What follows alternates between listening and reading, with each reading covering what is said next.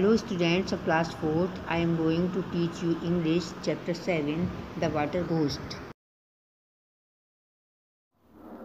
In the olden days in China, fishermen knew ghosts of the drowned lived at the bottom of the river.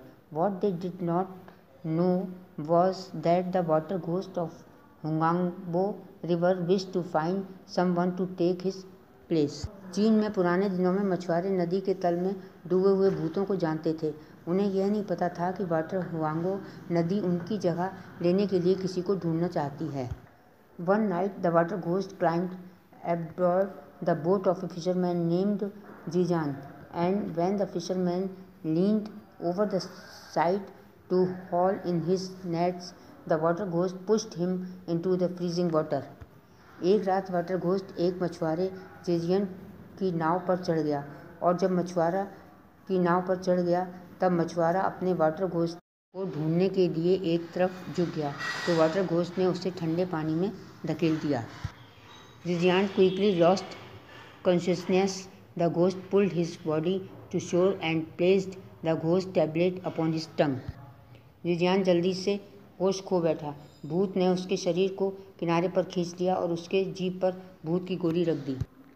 Then the ghost flew to the underworld to speak to Yan Lo Wang, Emperor of Dead Souls. I have found someone to take my place, he announced. भूत मृत आत्माओं को सम्राट येन Lo वांग से बात करने के लिए अंडरवर्ल्ड में उड़ गया। मैंने अपनी जगह लेने के लिए किसी को ढूंढ लिया है, उन्होंने घोषणा की। But Jian was not dead.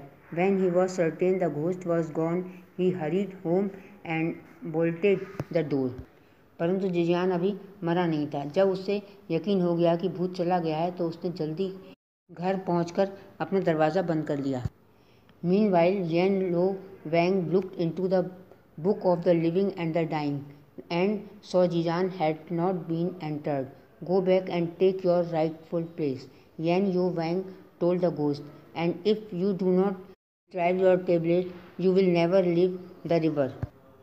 इस बीच येन लो वांग ने book of the living and the dying में देखा और जिजियान में प्रवेश नहीं किया गया था। उनका वापस आओ और अपनी सही जगह ले लो, येन लो कांग ने भूत को बताया, और यदि आप अपने टैबलेट को पुनः प्राप्त नहीं करते हैं तो आप कभी भी नदी नहीं छोड़ेंगे। The ghost flew back and found the fisherman's cottage. When Jijian answered the knock, the water ghost began to weep. Please return my tablet or I am doomed. भूत वापस उड़ गया और मछुआरे की झोपड़ी में पाया। जब जिजियान ने उत्तर दिया, उसने दस्तक दी। जल भूत रोने लगा, कृपया मेरा टैबलेट लौटा दें या मैं बर्बाद हो जाऊंगा। Jijian said, I will return your tablet if you make sure my nets are always full.